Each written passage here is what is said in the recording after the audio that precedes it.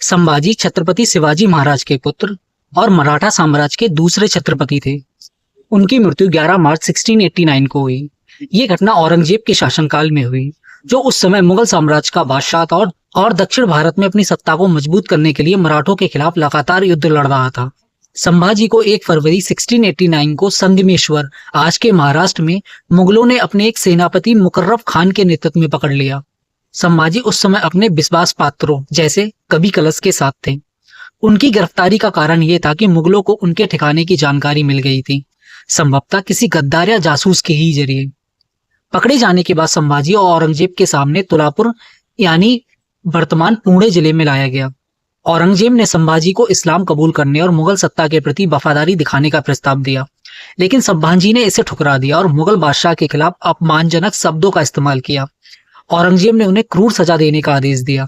संभाजी को पहले यातनाएं दी गई, उनकी आंखें निकाली गई, जीभ काट दी गई और फिर 11 मार्च 1689 को उनका सिर काटकर उनकी हत्या कर दी गई।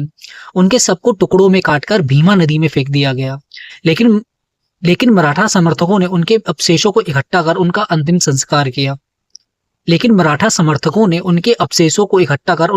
संस्कार किया। इस घटना ने मराठों के बीच गहरा आक्रोश पैदा किया। संभाजी की मृत्यु के बाद मराठा साम्राज्य में अराजकता और नेतृत्व संकट की स्थिति पैदा हो गई। संभाजी का बेटा साहू उस समय बहुत छोटा था, लगभग 6 साल का, इसलिए वह तुरंत गद्दी संभालने की स्थिति में नहीं था। ऐसे में संभाजी के छोटे भाई राजाराम ने मराठा साम्राज्य की कमान संभाली।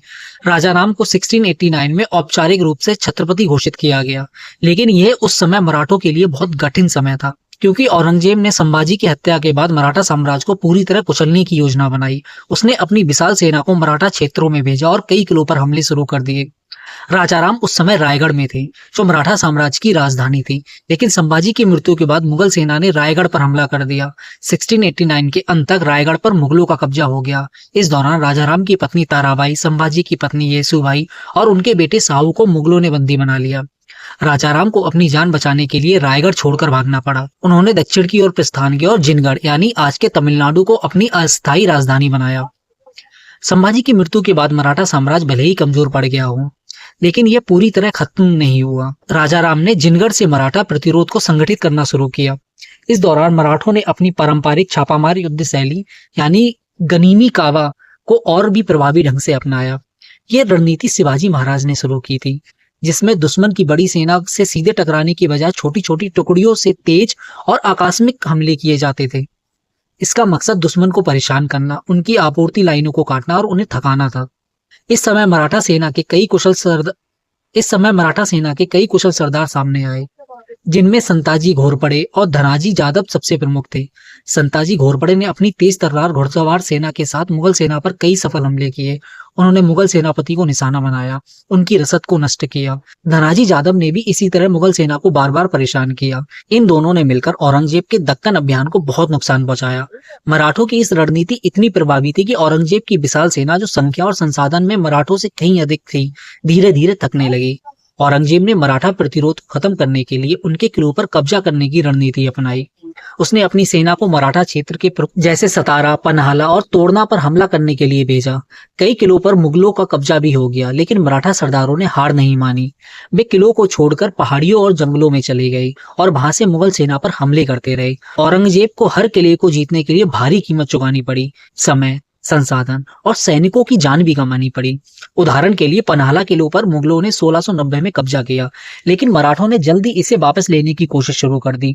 इसी तरह सतारा और अन्य किलों पर भी मराठों ने बार बार हमला किए। औरंगजेब की सेना को हर जीत के बाद भी स्थायी सफलता नहीं मिल रही थी, क्योंकि मराठा छापामार हमले बंद कर रहे थे। जिनगढ़ में रहते हुए राजाराम ने मराठा सरदारों को एकजुट करने की कोशिश की। उन्होंने संताजी, धनाजी, अन्य नेताओं को स्वतंत्र रूप से मुगलों के खिलाफ लड़ने की छूट दी। साथ ही उन्होंने दक्षिण भारत के कुछ स्थानीय शासकों से गठबंधन करने की कोशिश की, ताकि मुगलों पर दबाव बढ़ाया जा सके। इस दौरान मराठा सेना ने न केवल महाराष्ट्र में, बल्कि मध्य भारत और दक्कन के कुछ हिस्सों में भी अपने हमले तेज कर दिए। 1700 में राजाराम की मृत्यु हो गई, लेकिन उनके नेतृत्व में मराठा साम्राज्य फिर से संगठित हो चुका था। उनकी पत्नी ताराबाई ने अपने बेटे शिवाजी द्वितीय के नाम पर शासन संभाला और मराठा प्रतिरोध को जारी रखा। ताराबाई ने भी उसी जोशी और रणनीति के साथ मुगलों को चुनौती दी। औरंगजेब ने अपनी जिंदगी के आखिरी 25 साल दक्कन में मराठों के खिलाफ लड़ते हुए बिताए। उनकी मृत्यु 1707 में अहमदनगर में हुई। उनकी मौत के बाद मुगल साम्राज्य कमजोर पड़ गया और मराठों ने इस मौके का फायदा उठाया। संभाजी की मृत्यु के बाद मराठा साम्राज्य टूटने की कगार पर था। वह धीरे धीरे फिर से मजबूत हुआ। साहू, जो मुगल कैद से 1707 में छूटे, उन्होंने मराठा गद्दी संभाली और पेशवाओं के नेतृत्व में मराठा साम्राज्य की नई ऊंचाइयां छुई। संभाजी की मृत्यु एक बड़ा झटका थी, लेकिन मराठों ने हार नहीं मानी। राजाराम, संताजी, धनाजी और बाद में ताराबाई और साहू के नेतृत्व में मराठा साम्राज्य न केवल बचा रहा, बल्कि औरंगजेब की मृत्यु के बाद ये और भी ज्यादा शक्तिशाली बन गया। ये कहानी मराठों के साहस, रणनीति और अडिग संकल्प की गवाही देती है।